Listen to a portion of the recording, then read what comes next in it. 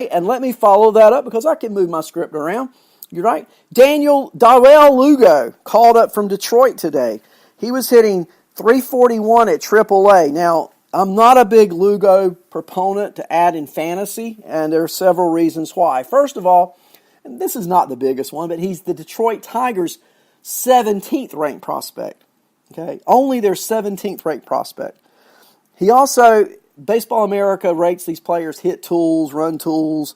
His hit tools are 45, which is below average. His power tools are 40, which is more than below average. And his run tool is only 40. So all the critical tools, as I see it, are below average. Now, with me saying that, kiss of death, right? He'll come up and he'll do like said here, Lugo hit a home run today. Okay, kiss of death, right? But I don't think long-term Lugo is viable for fantasy. If you've added him, good luck. I hope I'm wrong. But I'm loving it. George says he's the 17th ranked podcaster on this network. Well, you're great, George. So, hey, maybe Lugo will be too, right? That's just my opinion. And that's the great thing about this network. You get all these different hosts with all these different facts and research and study that we do. And, sometimes we're right. And you know what? Sometimes we're wrong. So, again, give me a call if you want to talk on the air, 919-922-9093. We'll talk some baseball. I want to talk about some more of these prospects. We've talked about Riley. We've talked about Lugo. Let's talk about the other one I told you on Tuesday was imminent, and that is Brendan Rodgers. Wow. Brendan Rodgers with the Colorado Rockies called up for Friday's game against Philadelphia in Philly, so you know he's going to get the boo birds out right to start with, right? They're going to come out in droves, and when he comes up, you're going to hear the groans and the moans and the boos. But you've got a situation in Colorado where their shortstop injured last night, going on the IL, so it looks like Rodgers will be shortstopping it for at least 10 games, and when he comes back from the IL, then we got a situation where if Rodgers performs, and they believe he will become the full-time second baseman. So there's your question. Do you think that Rodgers is ready? Well, you have to look at his minor league statistics, right? He was hitting 356 at AAA, 356.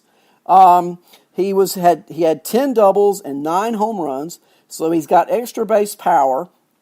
You say, well, he's going to be in an extra base hitting park in the thin air in Colorado. Yeah, sure he will, but he was doing that at AAA, so nothing new there, okay? I think the plan is, though, once you get Rodgers going and Trevor Story back off of the IL, Story will move back to shortstop and Rodgers will move to second base. And that's been the plan beginning of spring training. We've heard about it all year. So some facts about Rodgers, though, that I think are critical.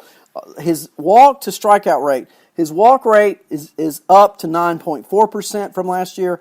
His strikeout rate down 16.4% from last year. So in those critical bat-to-ball contact ratios, he's improving a great deal. He's going to be the starting shortstop for at least the next 10 days. What he does with it, well, that'll determine probably what happens to him after that. But he is the number 9 prospect in all of baseball, which means he's pretty darn good, right? And so, with him being that highly rated, Colorado wants him to succeed. I think there's some rope there, and he's going to get that chance. So we'll keep our eye on Rodgers. And, of course, Tuesday, we saw Keston Hiura being called up. Opening night, he went 2 for 3. He's going to struggle some, but he hit 333 at AAA. That bat's going to pop, I'm telling you. I'm a little concerned about his glove. He did make an error today in the game against the Phillies, but he's going to hit. Another kid that was called up on Tuesday, Nicky Lopez, went 2 for 2 today. So he's had, in 11 at-bats, he's had 4 hits so far in 3 games. Looks like he's going to be the second baseman. And here's the thing about Nicky Lopez. Nicky Lopez may not be as talented as Brandon Rodgers, but Nicky Lopez is going to get the opportunity almost, it seems, no matter what. They're invested in him. They've made it clear they're invested in him. And so Nicky Lopez will get more of an opportunity for longer if he's not successful than might, say, a Keston Hiura or a Brendan Rodgers. We'll have to see how it goes. But those are the things right now that, and I keep hearing about the juice ball. It's supposedly the same baseball they're using at the major league level. So my question is, what's the difference? I mean, if it's the same ball they're using in the major leagues, what's the difference? The last post I'm looking at here, Ryan McMahon better start hitting. Yeah, he better. But, he hadn't been. Consistently, he's a .230 hitter this year. And if Rogers hits 270, 280 or higher, then Kevin's on the phone. Hey, Kevin, how you doing, buddy? Doing great, Arnie, good to hear from you, or good to talk to you, rather. And I tell you what, baseball's getting so exciting now, and it's great to listen to your show and giving us all this great inside information. Oh, man, thanks. You and I were talking earlier today. Kevin is my guru, as you all know. And we were just talking about Austin Riley and Brendan Rodgers and Keston Hiura coming up. How about this just rash of young players, all getting caught up seemingly at one time? Well, one of the young players that had got caught up this year, but he got caught up last year, and he's just a revelation. I love this Joey Gallo kid going 4 for 5 for me today in one of my fantasy leagues, and you gave me the advice to pick him up, and I think you got him in one of your leagues. But we said all year, if that guy would go hit 220 he would be a superstar, and he's hitting well over that. He's hitting around the 260 range. He does that all year. He's going to be in MVP conversations. Well, he might not be because Texas is a success, but that guy could hit 45, 50 home runs and hit 260. That's incredible. And, if they keep playing Kansas City, there's a chance it could happen. Bailey started today for the Royals. The final score in Kansas City was 16-1, Texas. And Gallo 4 for 5. Santana 4 for 7, Willie Calhoun 4 for 7, and how about Odor? Odor has been dormant; he's done nothing, but he went 3 for 5 today, and I'm wondering with him hitting both his 4th and 5th home runs of the year, if that might turn on the switch with Ruffin Odor. Well, I've got experience from him in the past. I think it was a couple of years ago. He was, well below the Mendoza line in the first half, and picked him up, and the guy just sprung into action. It was like he hit 300 the rest of the way. I think it was 17 when he did that. But that guy's got a lot of power for a second baseman. And, he started off slow, but it's heating up in Texas. And if Odor's bat starts heating up, you pick a Ranger on your team, especially if you're playing at Arlington, there's a good chance you can pick up some big numbers. Especially as the weather gets hotter. We know that ball likes to fly out of that stadium, and those hitters can really pop it, I'm telling you. How about the Yankees? I'm loving what the Yankees are doing. This is a fun year to be a Yankee fan. I'll tell you, you think you lose all these players. There's no way a team that basically from the start of the season, their starting 9 that they started the season with, they've got 7 guys missing from that lineup. And they've brought up, this Gio Urshela and Thairo Estrada and, of course, Gleyber Torres, who came up last year, hit the 3 home runs yesterday, and their bullpen is really now finally living up to the billing that it got in the preseason. Back in spring training, they were talking about it being one of the great bullpens of all time. They started off a little slow, but right now they're really shutting it down. They locked it down yesterday. Britton looks like he's back to what he used to be, and, of course, Aroldis Chapman. I don't know if I've ever seen Aroldis Chapman look any better and more of a complete pitcher than he does now with the Yankees. But they're, along with Boston and Houston and Tampa, there's some good teams in the American League. How about those games this weekend? You got Boston and Houston squaring off in one series and the Yankees and the Rays in another. Wow. You like that segue, didn't you? You set me up well. You set me up well. Well, those 4 teams, I think, are the best 4 teams in baseball with apologies to Minnesota. But all 4 of those teams won 90 games or more last year, with Boston and Houston and the Yankees hitting the century mark. But I'll tell you, Tampa is a formidable foe. The Yankees took 2 or 3 from them this weekend.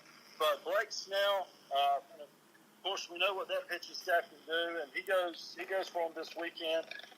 They've got Charlie Morton be the first time they see him on Sunday, and they're just very good. I'll tell you the thing that could make the difference in that race to me is just what we mentioned before with the Yankees. A team like the Yankees with their deep farm system and their scouting department, and as we know, they've got very deep pockets. So does Boston. They can lose 7, 8 guys. I mean, it's amazing to think that they have and been able to sustain it. Tampa, I think your front 9 and your pitchers and your the guys that you start this year with, your first 25, they can play with Boston and New York. If Tampa ever goes through this kind of attrition that the Yankees have had, I don't know that they can survive it. And inevitably, in a 162-game season, you're going to need some depth. Now, I don't know if you're going to need it like the Yankees have shown it so far, but you're going to need it at some point in the season. Now, George just came into the chat room with this comment. George has been commenting throughout the show, and I really appreciate it. George says, Domingo Germán, Yankees MVP. Wow, that is not too far-fetched. The guy's 8-1. He puts quality start after quality start. You mentioned something. We were watching the game together last night. Got to the seventh inning, 2-1. Matter of fact, I just got to your house when the seventh inning came. I'd been listening to it on the radio, and so sometimes you get a different perspective. You know, John Sterling and Susan Waldman with the Yankees broadcast. They, sometimes they make it sound a little different than you'll see it on TV. So you saw Germán pitch, and you were telling me how great he looks. And then I got there, and Baltimore was just teeing off on him. However, it showed you a lot about the kid's toughness and the character of that kid to be able to survive that inning and get it to Britton and Chapman, and then they just slammed the door. And how about Zach Britton? I mean, both of us have had our questions about him the last few years, but he's throwing a really heavy ball right now, as I was telling you last night. Yeah, he looks good at, and George is also another player we were talking about earlier, you and me, Giovanni Urshela. What a savior he's been, and particularly now with Andujar out for the year. Yeah, well, the glove is amazing. Nobody saw the bat coming. And, I guess the question is, he's a career 225 hitter, and he's hitting about 350. Don't expect it to continue at that pace, but heck, if the guy can hit 250 to 270 and play the kind of infield that he's playing and keep him afloat, I think he's going to hit better than that. I could see him being a 300 hitter because sometimes guys just have a year and they're seeing the ball well, they're in a comfort zone, and I hate to say this because I think Tejada's a phenomenal player and I think he can have a great career. But for this year, I don't know that the Yankees might be better off that Urshela is playing every day because the guy is just raking and he plays such a steady third base. He's got a great arm over there. And that's the thing I think about the Yankees. And it'll be interesting. That's going to be really interesting to see how it plays out when Stanton and Judge and Gregorius and all these guys come back, how they're going to mix in. But, Cameron Maybin is a phenomenal fielder, and he's been hitting the ball well, too. He hit a home run yesterday in the first game of the doubleheader. And, of course, Aaron Judge, we know how great a fielder he is. But, Boston, that's one advantage the Red Sox have on everybody in the league. They've got 3 center fielders in the outfield, and they can cover so much ground. Well, with Maybin and Hicks back in the fold now, and Gardner, those 3 guys right now, they're somewhat like 3 center fielders. And, of course, when you get Judge, he's a phenomenal right fielder with an arm. And you can really have defensive replacements maybe in the later innings with that bullpen that could really match up well. And, every game is so tight in the American League East and the American League, especially the way Houston hits the ball. You better have some good outfitting. No doubt about it. No doubt about it. Well, look, I'm glad you called in. We always enjoy the Guru being here with me. I tell you, I miss you when you're not here, but I know you got a lot going on, but I'm going to call you after the show. And, of course, we'll be on Facebook tonight after the show. We'll post it. Everybody can listen.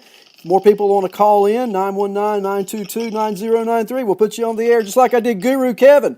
It's good talking to you, buddy. Yeah, good to be with you, buddy. Have a good night. I'll talk to you later. Talk to you later. So we'll keep on going with the show. We got some more players to talk about. How about, I want to talk about 3 rookies. We've talked about 3 who have been called up, Riley, Rogers, and Hira. How about 3 that are yet to be called? Okay? And I want to thank George for being in the chat room, Royals for being in the chat room, and everybody that's in the chat room. You can post. I'm ready to talk to you. Come on, call me. 919-922-9093. We'll talk about any player you want to talk about. I got the facts right here. We'll spat them out at you. But the 3 guys I think are coming up sooner, Yordan Alvarez. And I've been talking about Yordan Alvarez for probably 3 weeks at least. He's still hitting over 400. I mean, his numbers look like Atari-like numbers, right? 403 average, 15 home runs, 14 doubles, a 1.353 OPS. And I guess Houston is just waiting because they don't have to have him. I mean, I told you earlier, they've got a